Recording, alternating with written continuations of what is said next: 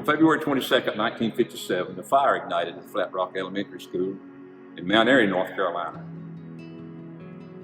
The fire claimed the lives of a third grade student and a teacher who tried to save him. 6 students who survived the fire with serious burn injuries became known as the Flat Rock Six. My name is Frank Hensley, and I'm a survivor of the Flat Rock Fire, one of the Flat Rock Six. It has been over 6 decades since a member of the public has lost their life in a school-related fire, thanks to the implementation and adherence to the Fire Protection Code. This program was created with the goal of continuing to make our schools, students, and staff safe from fire and other emergencies. Here we will examine some of the more common fire safety issues and how you can help avoid them. Electrical safety.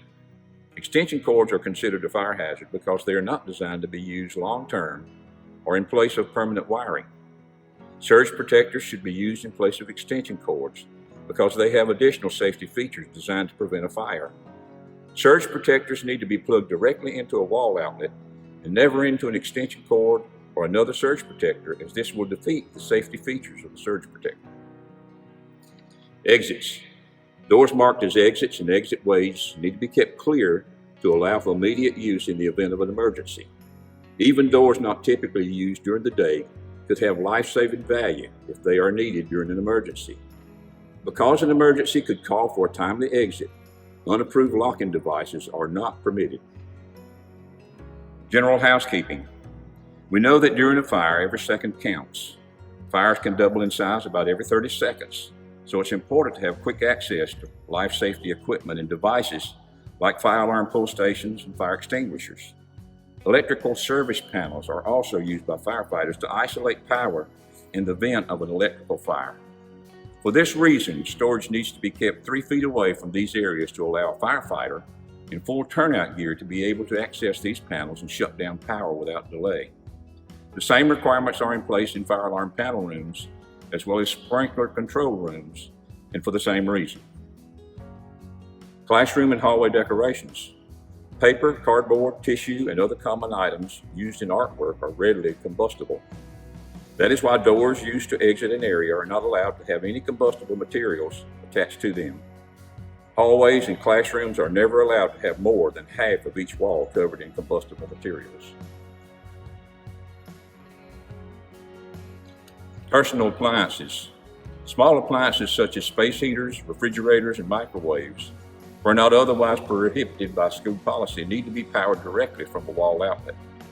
These appliances have a heavy power draw when they are operated, which can overwhelm the safety design and surge protectors, leading to an overheating and eventually a fire. Fire doors. Fire doors are designed to close when the fire alarm activates. These doors compartmentalize the fire area, helping to eliminate the spread of smoke and fire, giving staff and students more time to escape the area. This is why fire doors cannot be blocked by anything that would stop them from closing and functioning as designed. Consequences. These are just a few of the most commonly seen hazards that school staff can help to protect themselves and their students against. Because these hazards represent not just a potential injury risk for school staff and students, but also the first responders who arrive to render aid, knowingly maintaining any of these could lead to a notice of violation, citations and fines, or more severe legal consequences. In conclusion, we have seen some examples of common fire hazards within the schools and learned what some of the consequences could be for maintaining these hazards. Please also understand that this list is not all inclusive, but only a limited example of what has been commonly observed in schools. It is only through a cooperative partnership between our school staff and our fire inspectors that we can continue to ensure that our schools and our students remain safe from fire emergencies.